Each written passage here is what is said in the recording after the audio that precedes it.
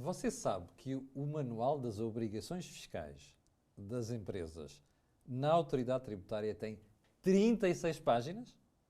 Sabe o que é que isso significa? Ora, é o tema do programa de hoje, do Corporate Business. Venha daí.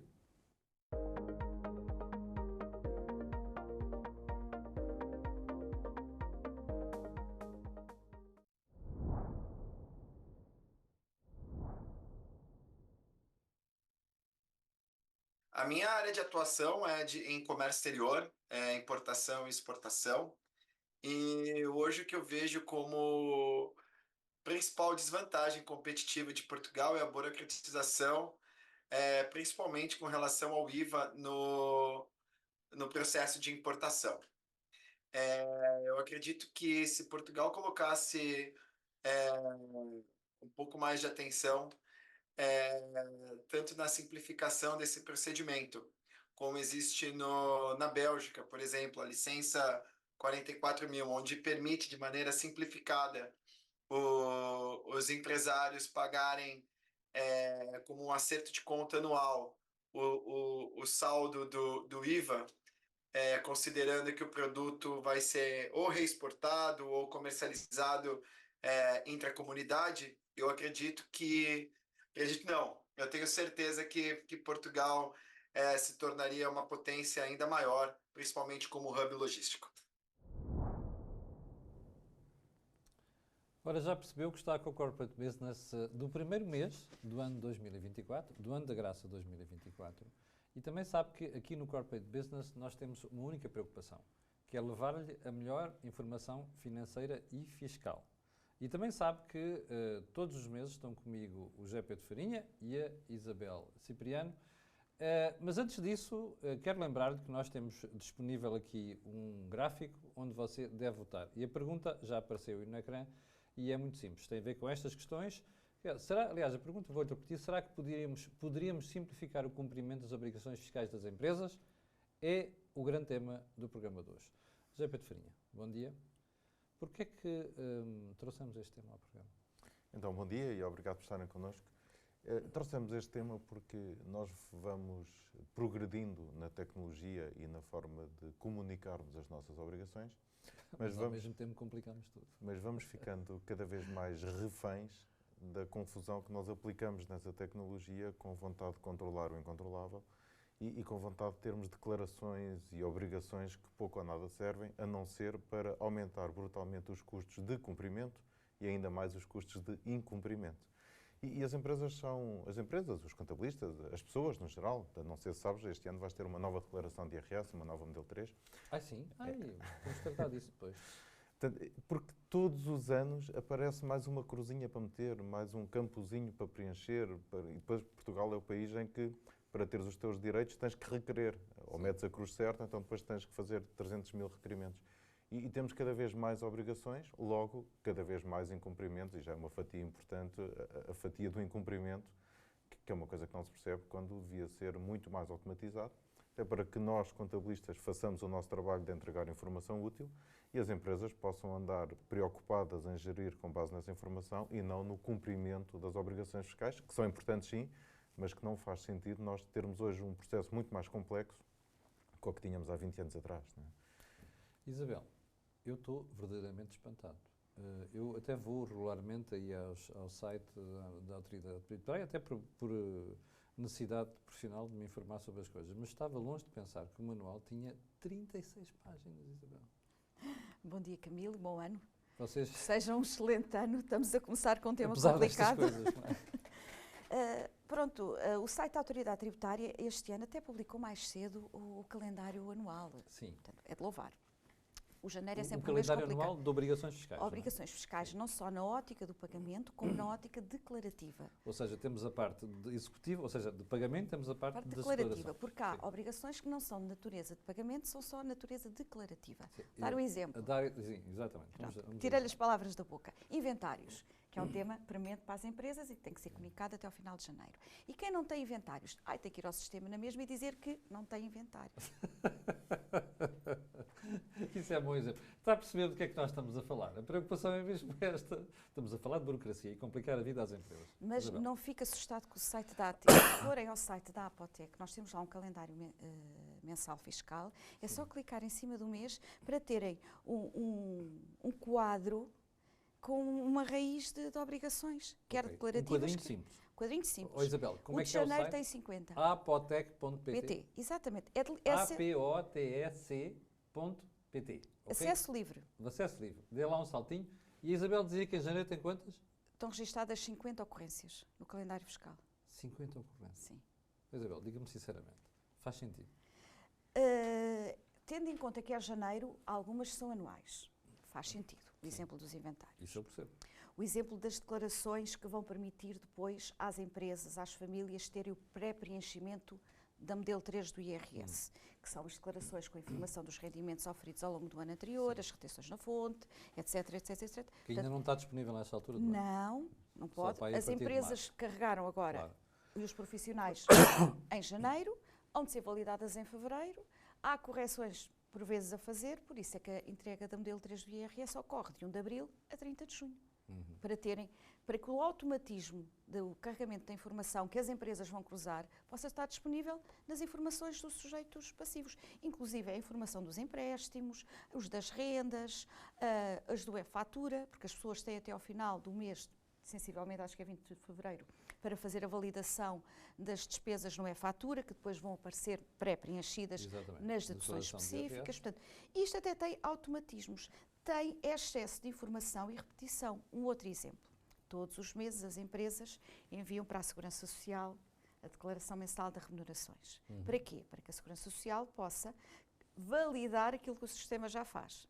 As empresas, que é fazer o recálculo da taxa contributiva, quer dos trabalhadores, quer das entidades, e disparar a guia, que se a gente quiser pagar no dia 1 não é possível, temos que esperar entre o dia 10 e o dia 20 que a Segurança Social faça o cálculo e valide aquilo que nós enviamos para depois fazer o pagamento na data que, até àquele limite, mas em simultâneo temos que enviar para a AT a DMR com a mesma informação. Pois. Só não vai lá é o cálculo que a empresa tem que pagar de Segurança Social, mas a informação dos trabalhadores, a retenção, a Segurança Social está lá toda. E depois serve para quê? Para a modelo 3 do IRS. Mas conforme vai para os trabalhadores dependentes, vai para os trabalhadores independentes. Mas a Segurança Social precisa do quê? Na modelo 3 de IRS tem um anexo, que é o anexo da solidariedade, que é que nós nos chamamos os contabilistas, que é o anexo SS, para todos os trabalhadores. Têm recibos verdes, portanto, os chamados independentes, que depois, mesmo que estiverem isentos, têm que lá pôr a cruzinha a dizer que estão dispensados. Pronto, não sendo obrigatório. E é mais uma repetição da informação. Portanto, nós andamos a repetir e a repetir e a repetir. José Pedro, estes exemplos que a Isabel deu praticamente ilustra o tema do programa. Porquê é que, com mais sofisticação tecnológica, que devia estar a facilitar isto tudo, o fisco complica estas matérias? O problema já não é a inteligência artificial, é a outra. E também nós temos às vezes aqui alguns preconceitos. Portanto, nós andámos aqui durante anos a discutir se a IES, que é uma informação empresarial simplificada, portanto que é uma prestação de contas das empresas a vários stakeholders, incluindo a autoridade tributária, se a IES podia ou não ser preenchida de forma automática por uma coisa que se chama SAFT da contabilidade. E andou toda a gente a dizer que era um Big Brother, que agora o fisco ia ter acesso à informação. O fisco já tem acesso a toda a informação. O fisco tem essa informação. Porque hoje há o SAFT das vendas. Não é? Portanto, hoje, quando nós compramos qualquer coisa, as empresas já têm que comunicar todas as suas faturas. O fisco tem lá essa informação toda. Portanto, o Big Brother já existe há muito tempo. Pode ser bem utilizado ou mal utilizado. E até já existe a funcionalidade que o SAFT seja enviado automaticamente. Mas não, as empresas insistem que se tiverem o seu sistema a enviar automaticamente para as finanças, então há aqui um problema porque eles vão ter acesso à informação, que já têm. E então arriscam-se a incumprir porque no fim do mês têm que reunir a informação para enviar o SAFT. Isto do SAFT da faturação. E portanto nós também às vezes fazemos muitas pressões, nós cidadãos, empresários, muitas pressões no sentido de aumentar o problema. Associado a uma burocracia da cabeça das pessoas que fazem assim porque já se fazia assim, não é? Então continuamos a ter uma confusão de declarações mais complexas do que tínhamos quando enviávamos em papel, porque há mais informação, há mais vontade de cruzar, há mais vontade de andar atrás da cruzinha. E repara, quando tu vais entregar o teu IRS, eu falo sempre no IRS, neste caso, embora o tema seja das empresas, Sim, porque é mais fácil as pessoas de percebem perceber. melhor, sim. Ninguém te pergunta, Camilo, queres pagar menos imposto? Essa declaração não existe. Essa pergunta não existe. A pergunta é, queres englobar os rendimentos de acordo com o artigo 343, a linha F? Sim. E tu já não sabes. E a pessoa não tem noção do que está ali a ver. E continuamos com esse tipo de declarações. Uma coisa muito básica, IRS jovem, a grande medida para retermos os jovens no nosso país. Se eles não meterem lá a cruzinha que são jovens, acabou. Pois. Já não, perdem o direito. Portanto, é que as obrigações declarativas chegam ao ridículo de que o que é óbvio deixa de ser. Mas tu achas que isto é para complicar ou achas que quem está na autoridade tributária não está preocupado com estas questões, pura e simplesmente? Eu acho que simplesmente não estão preocupados com estas questões. Mas depois também dá jeito, porque os custos de incumprimento são receita para o Estado. E as multas são pesadíssimas. Eu vou dar um exemplo de um amigo meu, que o ano passado entregar o IRS. Fez uma coisa que toda a gente deve fazer agora, que é validar o agregado familiar.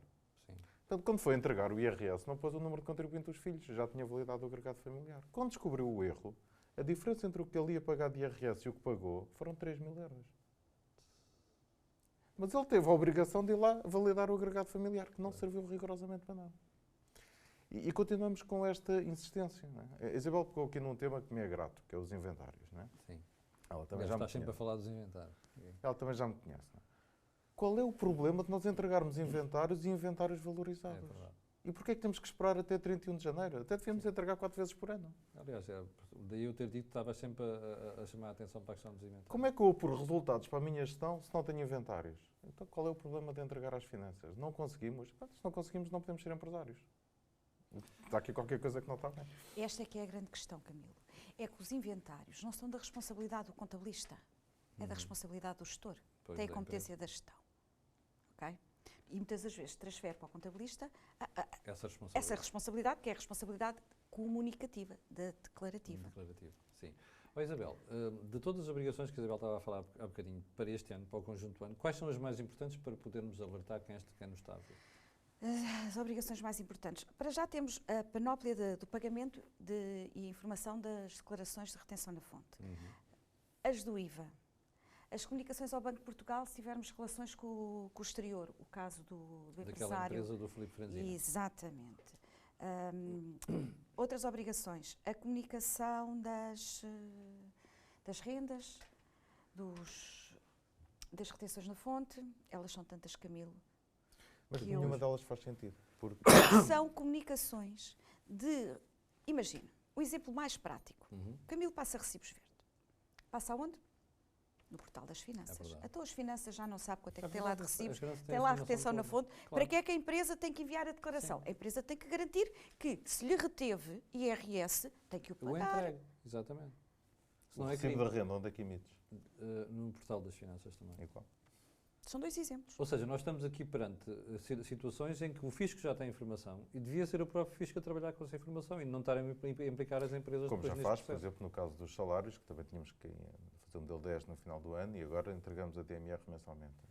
E, no fundo, essa informação já lá está, tem que ser mais trabalhada, tem que ser mais aproveitada.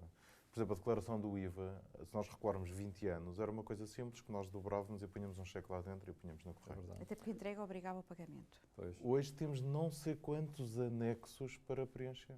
E porquê? Porque se quer ir à procura dos 5 cêntimos que podem ter fugido de algum sítio. E porque se não cumprires, não tens direito ao reembolso, pagas multa, pagas juros, pagas... Não é? Portanto, o custo de incumprimento também dá jeito. Já agora, antes de prosseguirmos no programa, deixa-me só pedir à Regi para colocar no ar o gráfico para ver como é que estamos de votação por parte dos espectadores. Já sabe que a pergunta é: será que poderíamos simplificar o cumprimento das obrigações fiscais das empresas? Sim, 59,3%. Nunca pensei nisso, 25,9%. E não, 14,8%. Zé Pedro, aqui chegados, quando nós olhamos para esta panóplia de obrigações e coisas que não fazem sentido e repetições, Vocês, quando falam com o fisco, particularmente aqui a Apotec, vocês não trocam este tipo de preocupação com quem está do outro lado? Até no sentido de simplificar as coisas? Sim, e eu aqui acredito que a AT esteja sensibilizada. Mas a AT, Mas depois vemos a estes AT exemplos. tem alguém acima, que se chama Governo, responsável Estado. pelo orçamento. Sim. E esse orçamento, se formos ver, agora vamos voltar outra vez para o incumprimento, já é uma percentagem relevante do PIB. Há uns anos a esta parte, a questão coimas por incumprimento. Tem Isabel, expressão. por acaso tem um número?